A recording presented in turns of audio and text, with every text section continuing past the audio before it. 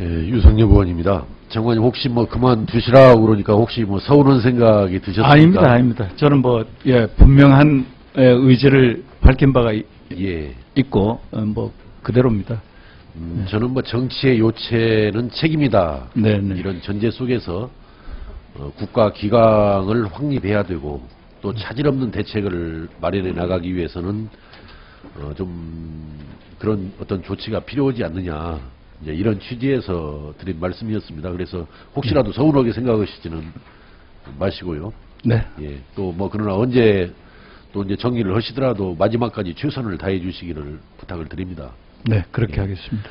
해경청장님, 예. 왜 그 통화기록 내역 자료 달라고 그랬는데 아무 이야기가 없습니까? 자료를, 아까번에 좀 필요한 자료를 좀 드렸습니다. 아, 누구한테? 보좌관한테 좀 자료를 드렸습니다. 아, 줬어요? 예. 어떻게 뭐 내용이 나와 있나요? 어떻게? 저희가 이제 제가 이제 발신한 기록은 이제 통화 기록을 출력을 해서 드렸고요. 이제 수신 기록 같은 경우에는 이제 정보통신 이용에 관한 법률에 의해서 어떤 영장 집행이나 그렇지 않은 경우에는 알겠습니다. 예. 그렇게는 들었어요. 아까 그렇게는.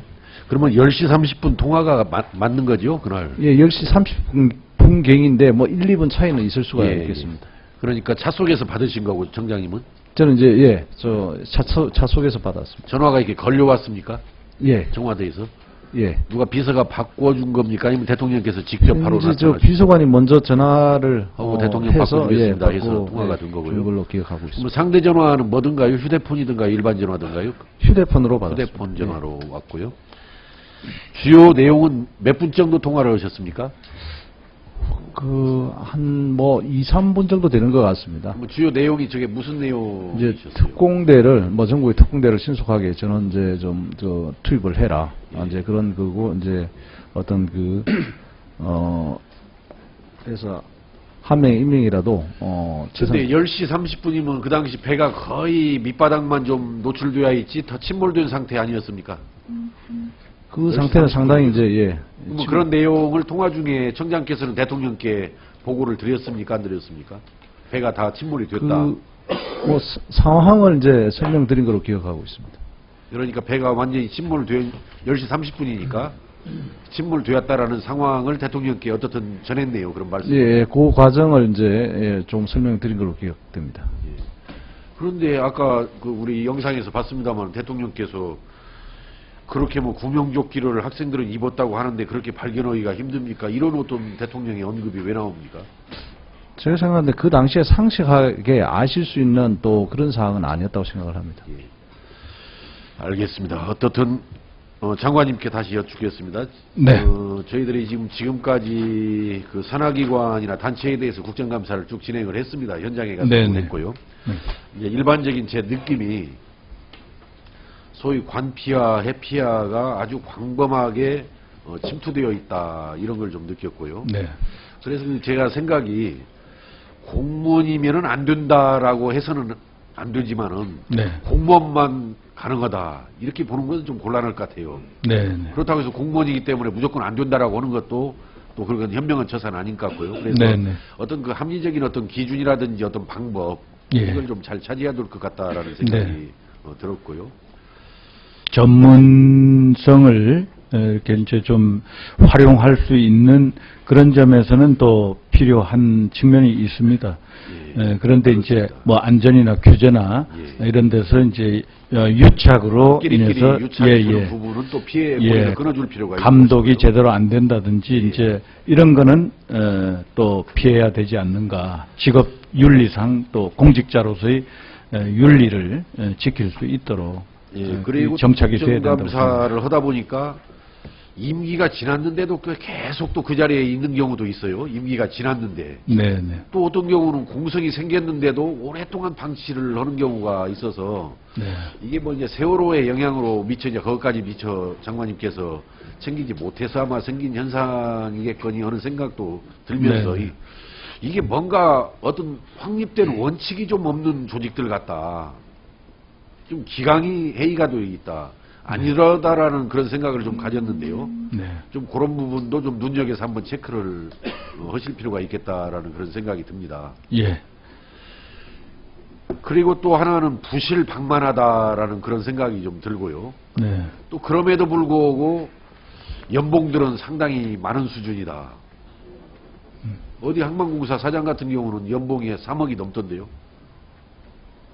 네. 연봉이 좀 과하다 이런 생각이 들죠. 요새 뭐 공무원 연금 개혁 문제도 있지만은 네. 그 나중에 공무원 그만두면은 다 연금 일반 국민들에 비해서 연금을 많이 받는 게 우리 공직자들의 상황이거든요. 네. 그럼에도 불구하고 마치 노후자금 마련한 듯한 그런 인상을 주어서는 이 국민들한테 어떻게 납득이 안 되죠. 네. 그래서 좀 그런 어떤 성과라든지 또 아니면은 또 여러 가지 여건에 비해서는 그 정도는 좀 너무 과하지 않는가라는 그런 네. 생각이 또 많이 들었고요. 네.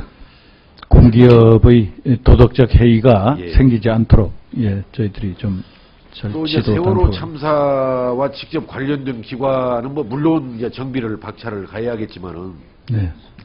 재정비할 필요가 좀 상당히 많이 있다라고 느꼈고 4개 항만공사 통합 문제에 대해서는 뭐 서면으로 제가 자료를 받았습니다만은 네.